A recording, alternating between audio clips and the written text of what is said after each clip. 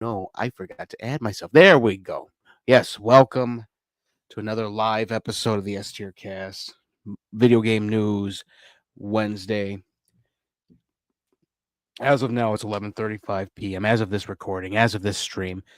I do believe it's just me. I sent the invite to Eric, and yeah, we had a show. I think he's out. I think he's knocked out. That is the price of working. Like, oh my lord. There's so many times he's called me like, dude, I'm the only one. And it is the rough he got a rough one. That deli counter at the Jules he works. Damn. Oh my god, we are definitely gonna put some support behind him when we get out there. But yeah, this is gonna be a short episode. I still have a bit of work to do for my class. So we're just gonna talk about one of the topics here. Of course, it ends up being Dragon Age: The Veilguard. Yes, having finally played it and beat it, I enjoyed it immensely. It is honestly an 8.5 out of 10. I am not, you know, I'm not mad about the writing like some people are. I even saw someone actually, like, I forgot who the guy is, and he's in Baldur's Gate 3, and I already saw the bias. I saw the bias coming right away. He goes, "Oh, the writing is horrible."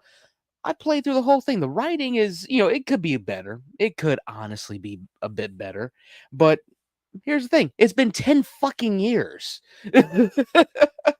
Not everything has to be Baldur's Gate 3. As someone who's played Baldur's Gate 3, it doesn't have to be that way. Dragon Age has been its own thing since Origins. The art style is so inconsistent.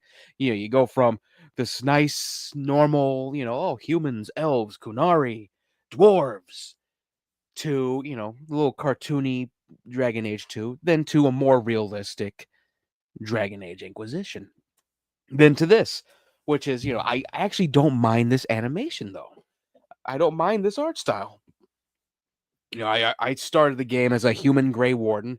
I love the Grey Wardens. They're so freaking cool.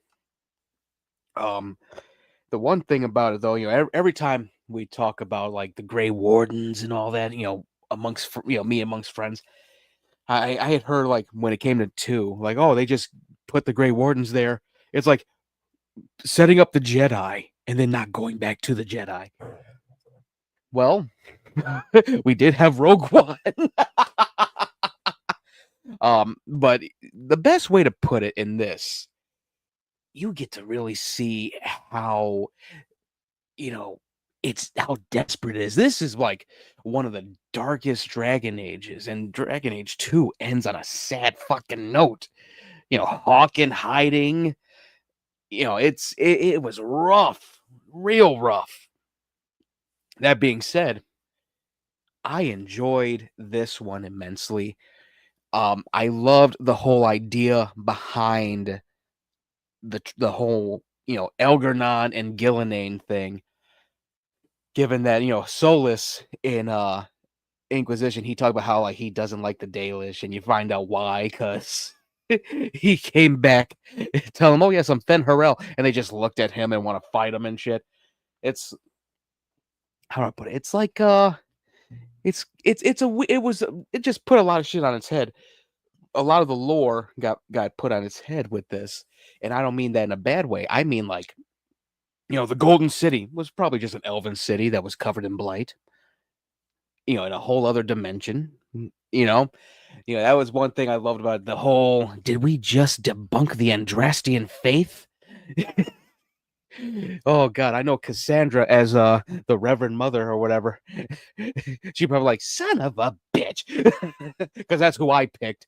In my run of Inquisition, I couldn't. Vivian was just ugh. See, that tells you how much I played. I hated Vivian. Oh my God, just stringent for no reason. I'm like, you're an Orlais, which is the fantasy equivalent of France, and you're this bitchy. Come on now. But I enjoyed this a lot. I love the combat, and we're gonna get to the elephant in the room, of course, and I'm not talking. Make sure I get to the right thing. I'm not talking the Rich Review Tech USA. Oh man, we're gonna talk about the elephant in the room. There is one character, and of course, it is Tosh, the Kunari Dragon Hunter. They are non-binary, but here's the thing: when it comes to Dragon Age, they've always been inclusive in that regard. Given the fact that the last one, Inquisition, we had Krem.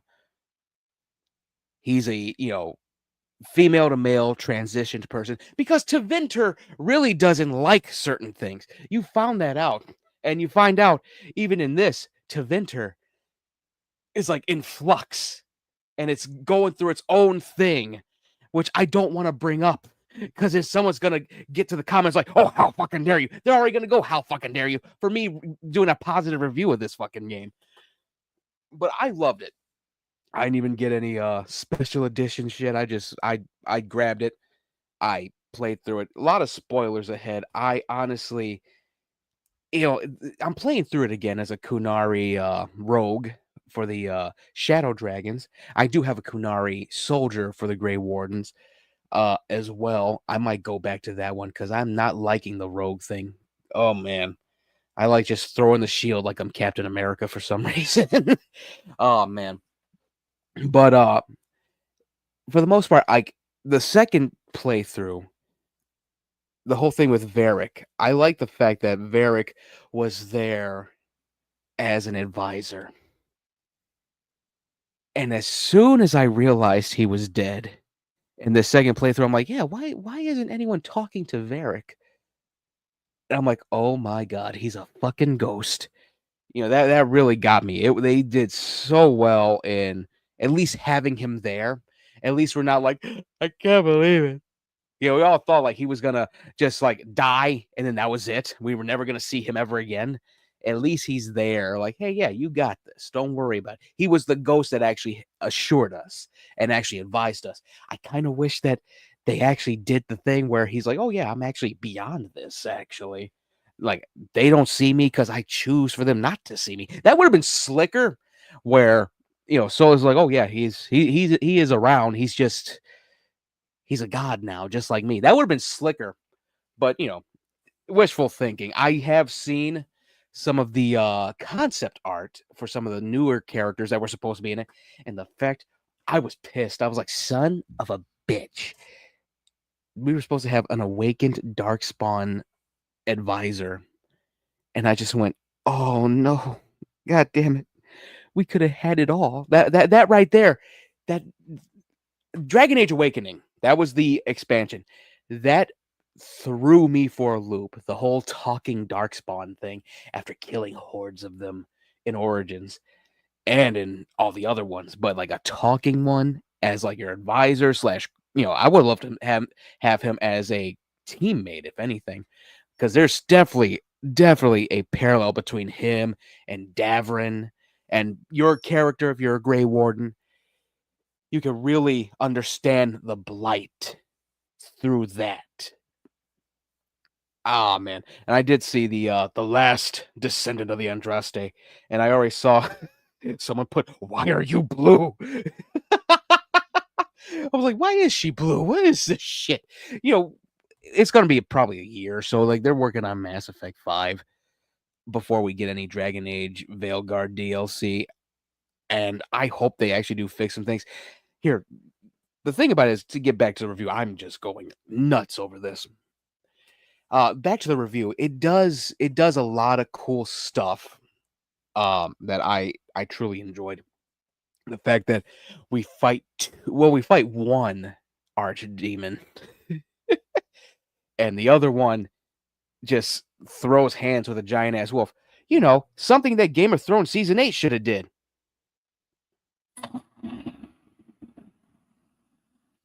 That being said, that was a fucking great thing. That was like one of my favorite shots I took in photo mode. Just Solus in Dreadwolf form take on this big fucking dragon. I loved it. I loved the fact we finally got to see Weishaupt during a fucking siege. That was cool as hell. I do have my gripes with some of the redesigns, like the Herlocks. Like, wow, that was the thing. They were so goddamn chunky, and I get why. Gillenane probably molded them into these giant ass golems that just have axes or spikes that they can throw. They're not the old school Herlocks with the fucked up faces and the horrible swords that they had, looking like goblins and shit. Um, the Genlocks were missing. I did enjoy the ogre design. It kind of they felt hollow in a good way.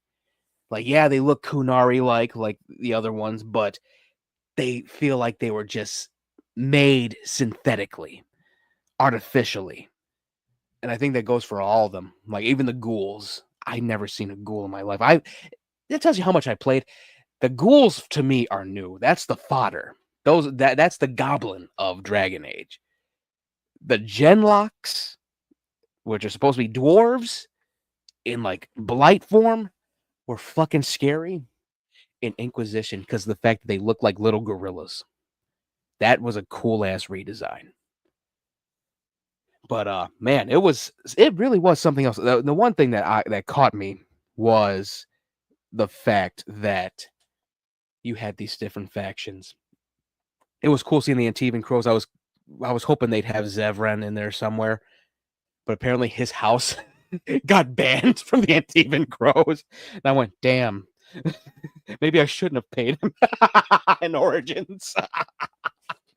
Oh God.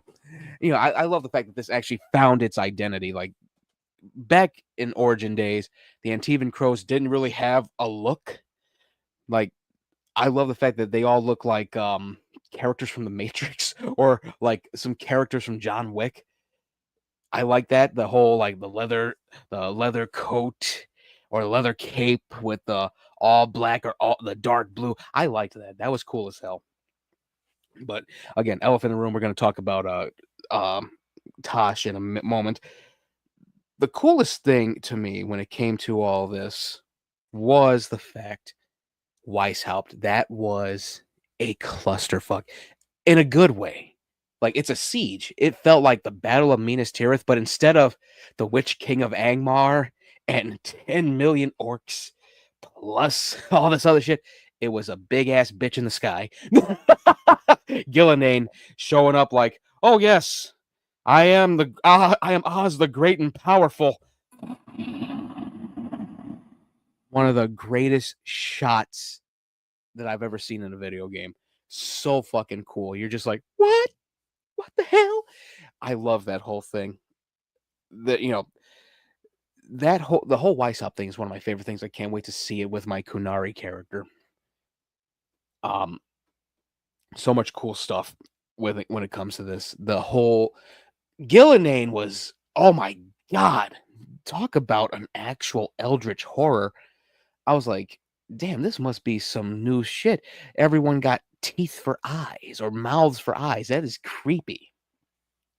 It's of course, I think it definitely started with the Corinthian, and then it just kind of went into horror outside of the comic book for Sandman, because I'm going with the comic book of Sandman when it comes to the Corinthian, and then slowly becoming that has such an uncanny thing. The fact that Gillenane mutated herself into this monster.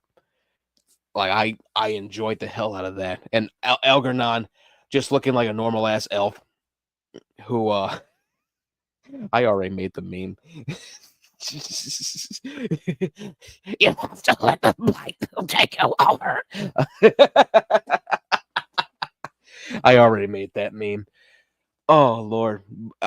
Again, cool concept when it comes to those two. Yeah, Weishaupt was one of my favorite moments. I actually enjoyed a lot of the characters' own personal quests. Very Mass Effect 2 when it comes to it. And the way that they set it up was actually very cool. The fact that it's like, oh yeah, it's not just one big mission and then you get their loyalty. It's several little missions so you get to really know the character and help them out become a true hero of the Veilguard. I enjoyed that. That was different. And Tosh's Tasha's story their quest line was pretty damn cool. The fact that you had this character known as the Dragon King, and that's one thing. The whole Kunari, the whole separation of the Antam. This is supposed to be the original Arashok's group. You got to hear it in passing. I just went, oh, okay. So these are the Stens and all these other different things, all in one group. They're the new Talvashoth, as you saw them in number 2. Like these are like some big monsters. They got their own thing going.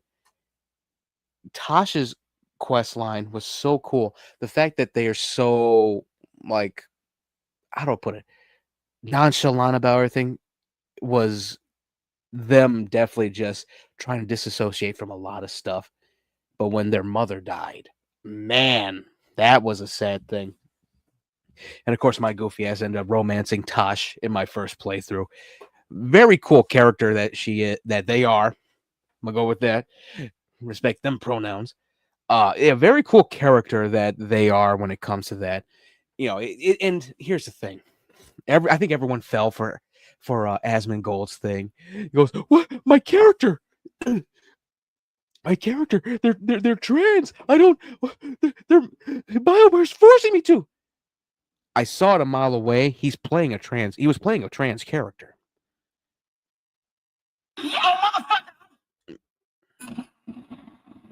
Just for the actual, like, rage bait of it all.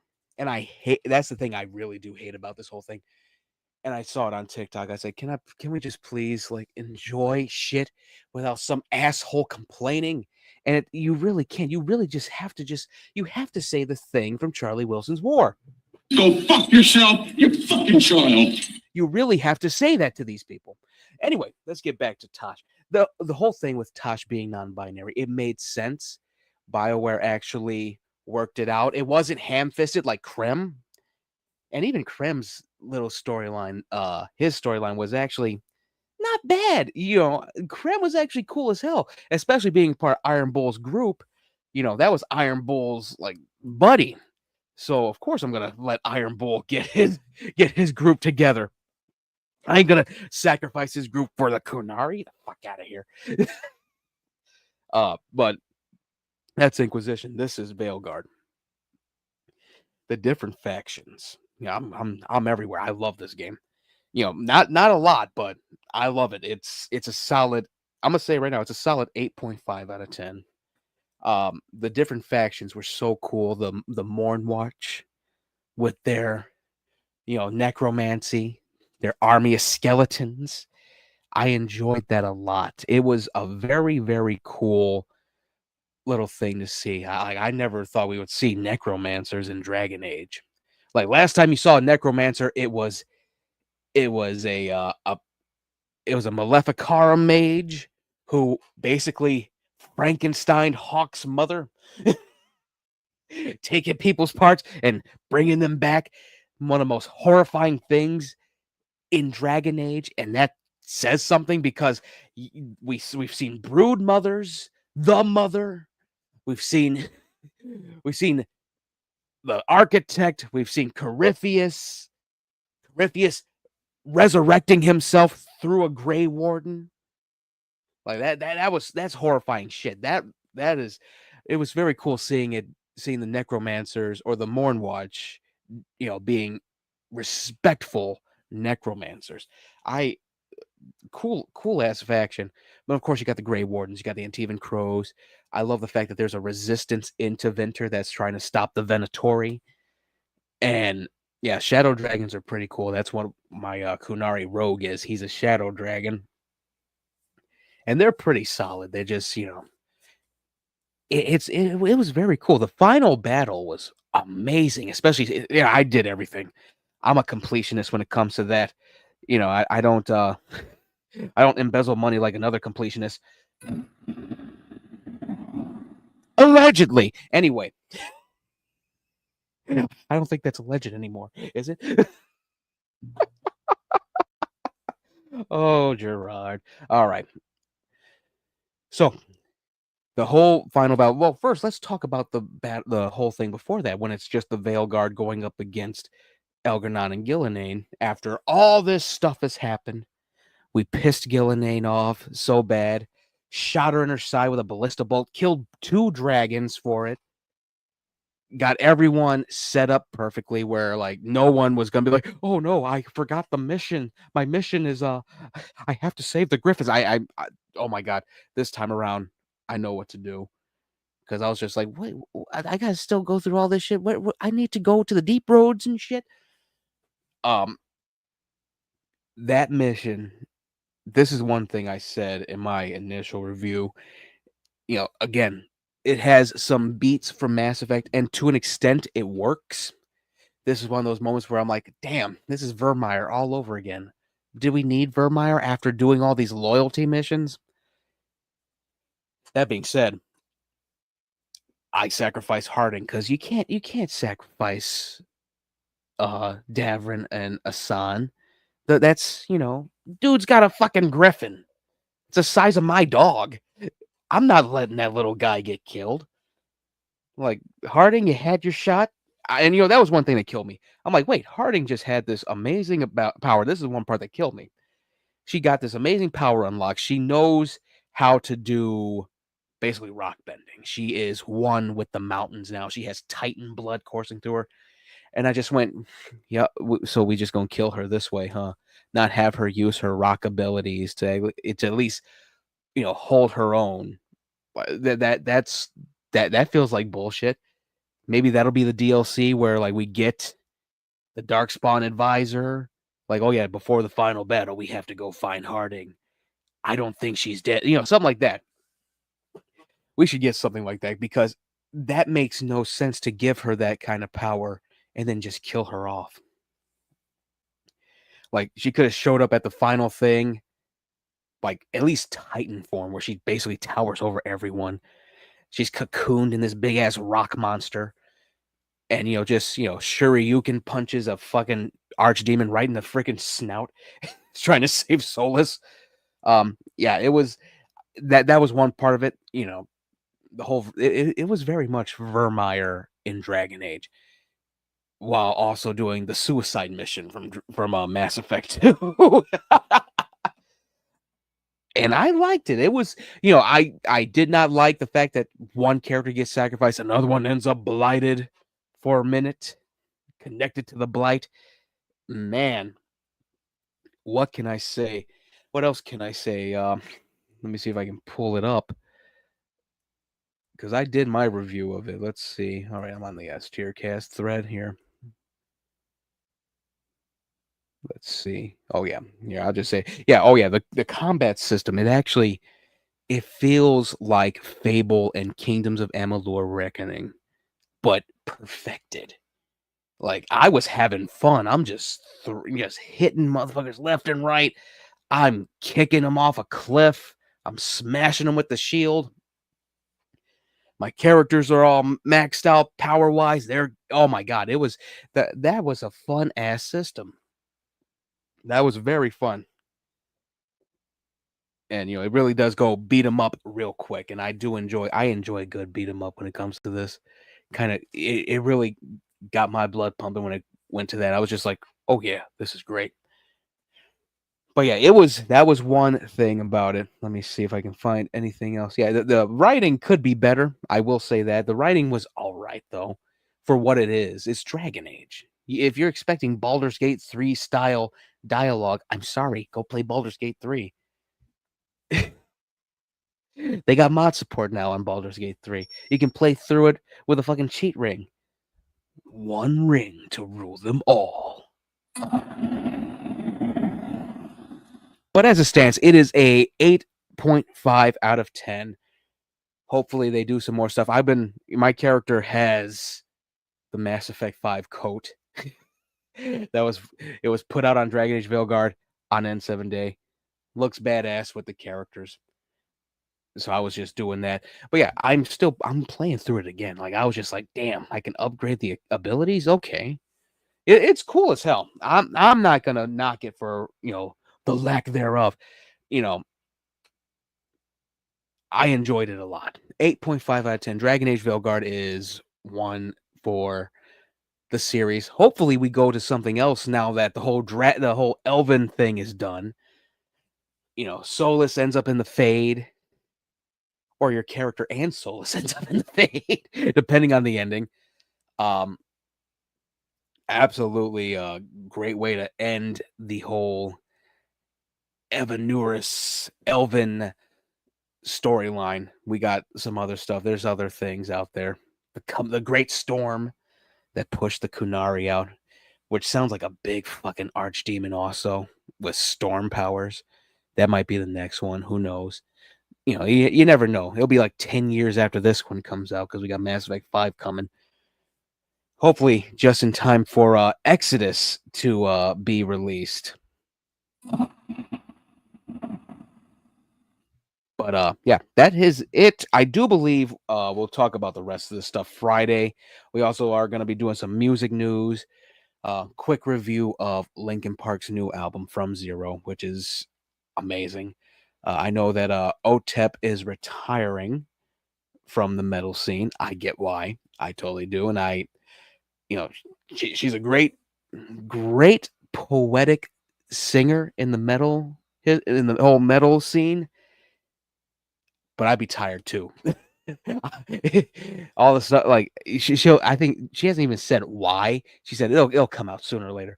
But yeah, that we're gonna talk about that. We'll talk about a few other things. I do know 3 Days Grace is also dropping their new single with both Adam and their other lead singer. So they're pulling a Mushroom Head, which I don't mind. I think 2 singers in a band is actually pretty fucking solid sometimes. And also Knocked Loose is going to be playing at Jimmy Kimmel.